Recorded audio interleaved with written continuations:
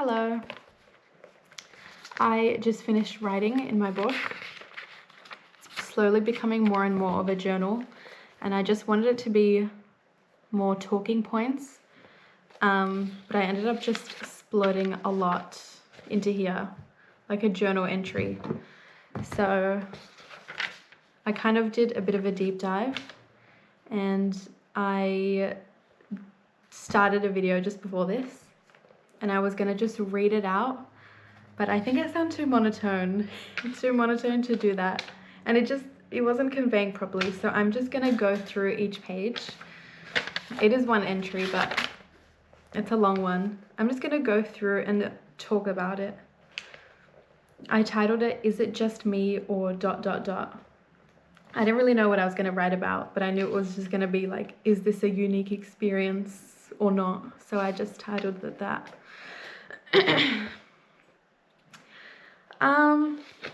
This entry sort of began with me stating why I always feel like I'm behind in life and in a lot of things. I think in my last video I spoke about comparing myself a lot to other people, especially people that I'm close to. But this one was a little less about that and more about my actual situation. I mean, comparing yourself to people that you know, people that you're close to, like your siblings, if you all grew up in the same house. I think there's got to be a reason to that.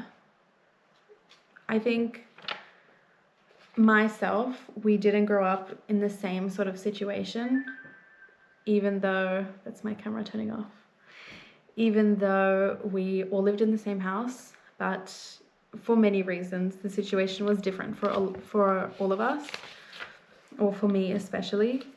So the things that I think come easily to them, it's just taken me a lot longer to get there. And maybe I haven't even gotten there in terms of like bad habits that I formed just to help myself cope with things that were happening. In my mind, I didn't see them going through any of that or having to form. I mean, I do think that they have formed their own ways of coping, but I mean, obviously your perspective is different. I only know what I know, and I know that I have done some things that in my mind were just a way of me coping through what I was dealing with and just a means of survival. And I do think that those habits have just stayed with me and they just feel familiar.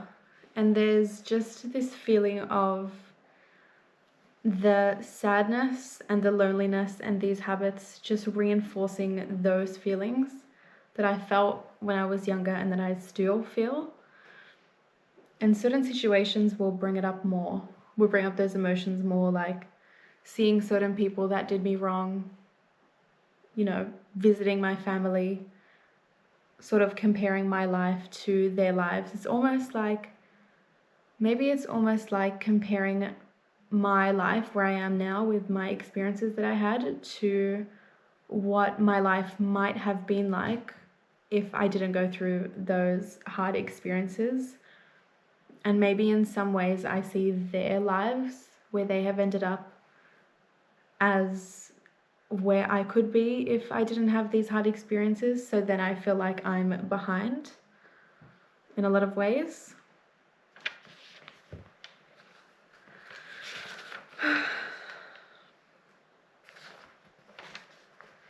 So I moved out of home as soon as I could.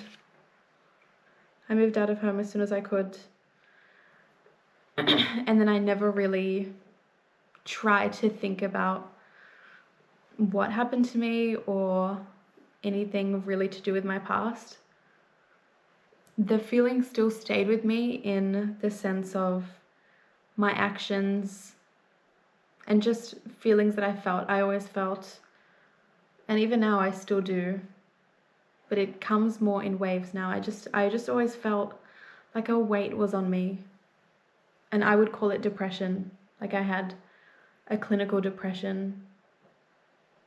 or some might call it like a seasonal depression, but for me, it just felt like that was all the time.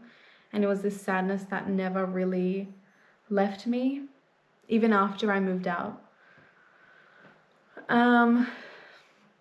And then because of that, there were all these habits, like just things that a person who is growing up and maturing just wouldn't do. But I did that. I did them because they felt comfortable for me. And they were habits that I hadn't learned. I mean, I knew they were wrong, but I hadn't consciously told myself, all right, it's time to move on from these, self-soothing actions or whatever they were. I was just happy to be out and be free. And I never really addressed the habits or addressed the way that I was feeling or addressed my past, like at all. I just thought I was out. I don't want to think about it anymore. And I just pushed it into a deep, dark, like somewhere back in the back of my mind. And I did not want to think about it because it was just too hard. And even to talk to people about it, I mean, there aren't really many people I could speak to about it, just to get it out. And maybe that would help in some way, but there wasn't and hasn't been really anyone I can speak to about it. So I just didn't really speak about it. And when it would come up with people that knew, or if I felt triggered by someone, or a situation happened, or the topic came up either by me or by someone else that knew me or was close to me, or just knew about the situation, it was just like horrible. It was like I was reliving someone else's life. The emotions would just come back, and it was just stronger than ever. It was like every time I would do good, I would feel like triggered by something or someone, some event, and I would just go deeper, fall like deeper and deeper because I wouldn't address it. And then those habits would be my coping mechanisms while I was, down in that depression valley. Those habits would come out, or they would honestly just always be there, but would be more prominent in those times. And I really led to them. It's just a cycle. And if I ever started to speak about the situation, I would just cry. I can't speak about it. Even now, I can't speak about it. It's too hard. I guess that just means that I've never really addressed it, or maybe that means I need to speak about it more to get that to get that hardness out of me, because it just seems like an untouched trauma that I don't speak about. But maybe I should speak about it to be able to speak about it more. I don't know.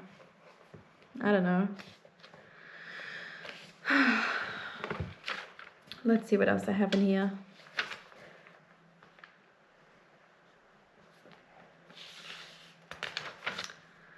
So I'm 22.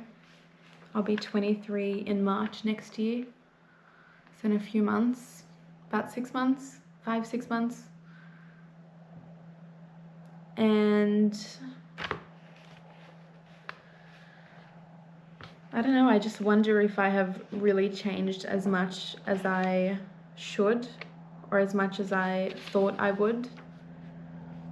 And all of these thoughts and pressures that I put on myself to be better, or to have built something strong by now, or to have improved by a larger margin than I have, I put those on myself when I was at my lowest, when I was younger. When I say younger, I mean like in my teens. It's not that I was super young and had just completely unrealistic expectations, but I just told myself that I would do better. And I thought that I would be at this level. But I don't think I knew how much I needed to address within myself to then be able to address those other like medial things in life, like appearance or money or having a business or all these other things that I know that I can do.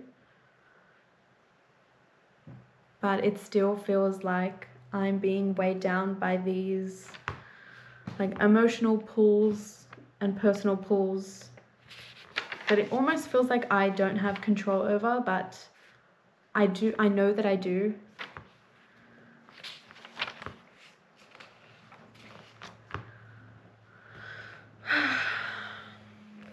And I wonder, is it just more victimizing to think that I need to speak about it more in order to heal? Like, what does it really mean to heal from something?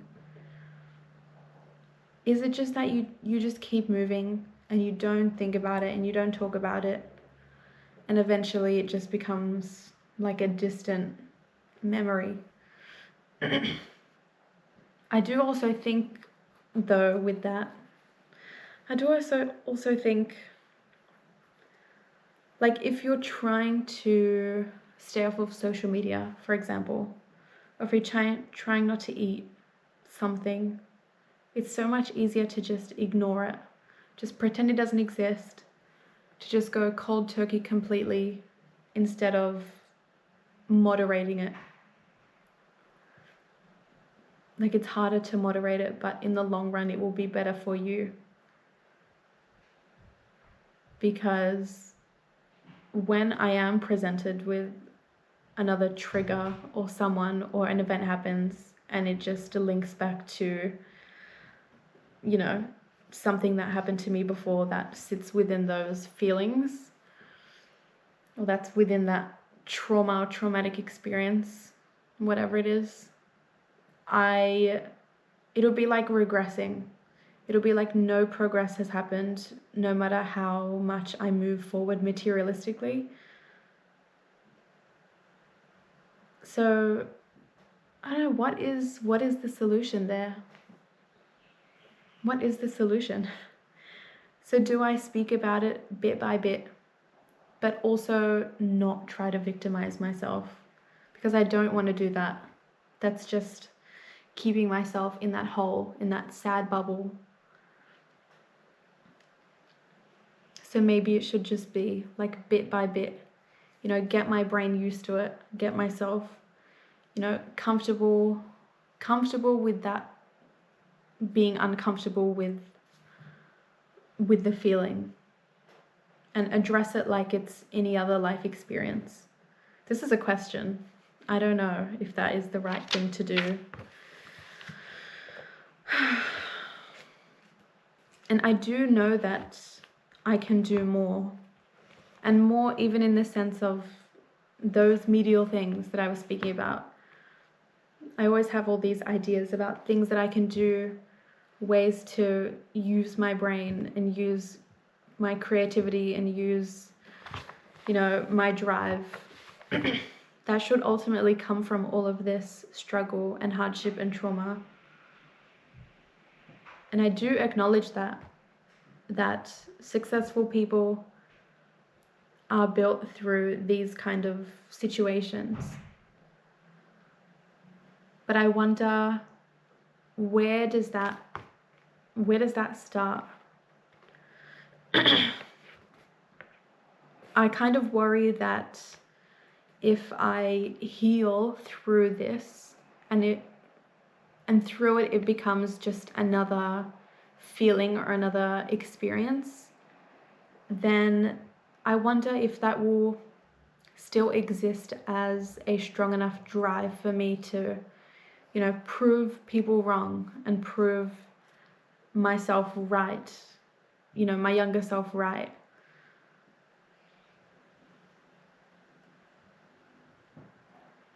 But then is it doing me more harm to not address it and be so strongly affected by these situations when they do come up that then I can't move at all?